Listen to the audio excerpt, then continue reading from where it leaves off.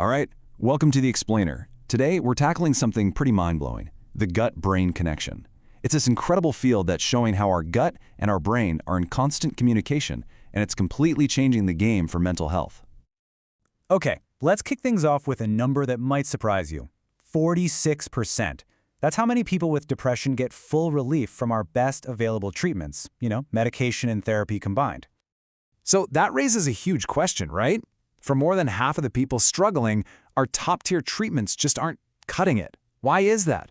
Why isn't that number a whole lot higher? Well, what if we've been looking in the wrong place this whole time? A ton of new research is suggesting that the real clues for what's happening in our head might actually be found way down in our gut. So let's get right into it. The first piece of evidence is all about a major security breach. But it's not in a computer, it's happening inside your own body. Okay, here's your first bit of scientific jargon for the day. Increased intestinal permeability.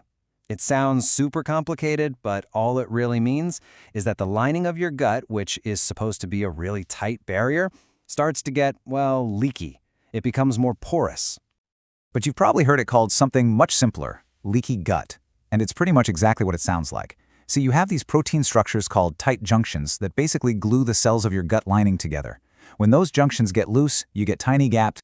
And here's the thing, this isn't some bizarre, rare problem. Just look at this list.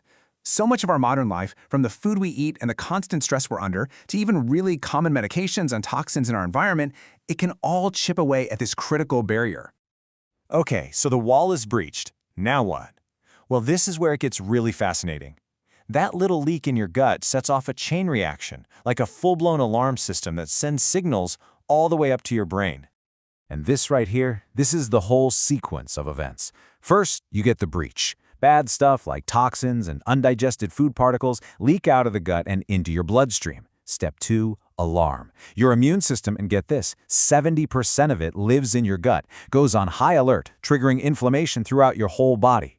Then, this constant inflammation hijacks a process called the kynurenine pathway. This is key. It diverts tryptophan, which is the stuff you absolutely need to make serotonin, and puts it to work somewhere else. And the final domino to fall? Your brain's supply of serotonin, that crucial mood-regulating neurotransmitter, just plummets.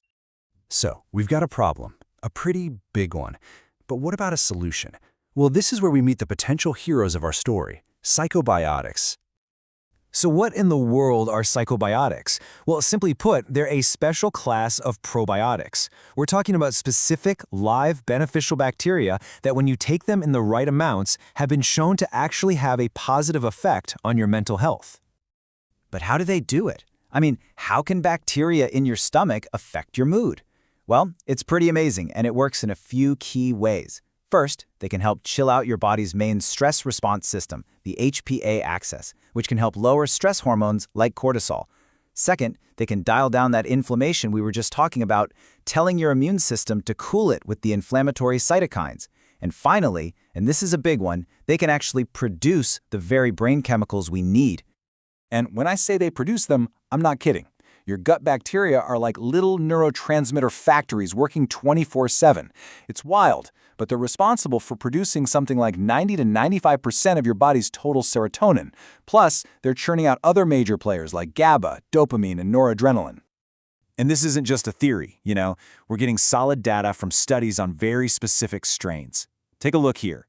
Lactobacillus rhamnosus was shown to reduce anxiety by directly influencing the brain through a major nerve called the vagus nerve. Or how about Bifidobacterium longum?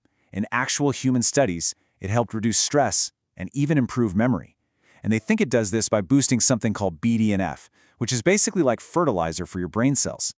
So you take all of this evidence together. What does it mean? Where is all of this heading for the future of mental health care? Well, it's pointing to a massive shift in how we think about all this. We're moving away from this old model that was totally brain-centric, where the only target was a chemical imbalance in the head. The new model, it's all about the gut-brain microbiota axis. It looks at the whole system.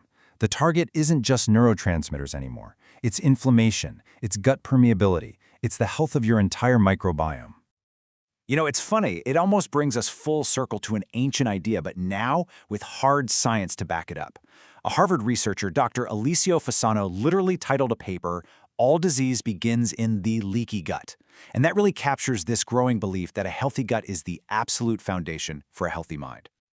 And that's really the final thought I want to leave you with. It's a pretty powerful question, right? If so much of what goes wrong in our bodies, including our brains, starts in the gut, then doesn't it make sense that maybe, just maybe, that's exactly where the healing needs to begin too?